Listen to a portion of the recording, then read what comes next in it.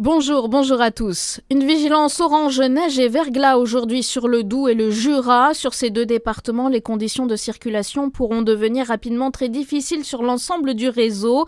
Et les chutes de neige seront continues tout au long de la journée et pourront être intenses avec parfois 1 à 3 cm par heure. Elles seront accompagnées d'un vent soutenu, ce qui va engendrer une mauvaise visibilité et favoriser la formation de congères.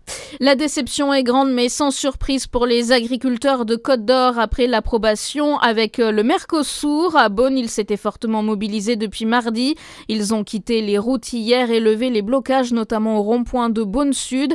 Ils ne savent pas s'ils reviendront la semaine prochaine et estiment n'avoir rien obtenu de leur mobilisation. Des annonces pour tenter d'apaiser la colère des agriculteurs. Annie Genevard a présenté hier soir une série de mesures quelques heures après l'approbation du traité de libre-échange avec les pays du Mercosur, doublement du fonds d'indemnisation pour la dermatose bovine, triplement du fonds hydraulique pour l'irrigation ou encore une hausse du quota annuel de loups pouvant être abattu en France. Le gérant du bar Le Constellation placé en détention plus d'une semaine après l'incendie mortel de Crans-Montana. Sa femme, également entendue hier par la justice, a été laissée libre. Hier, la Suisse a rendu hommage aux victimes du drame.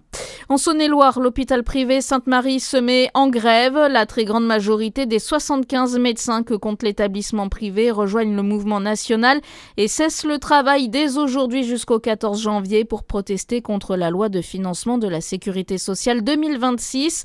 Conséquence, arrêt de l'activité ambulatoire, de chirurgie et de la prise en charge des urgences. Et puis du sport en basket, le Bezac s'incline 79 à 85 contre Lyon. Le club qui ne comptait que 3 victoires en 17 matchs n'a pas renversé la tendance. Dans ce championnat de National 1, les Bisontins occupent toujours la dernière place du classement général. Bonne journée sur Fréquence Plus.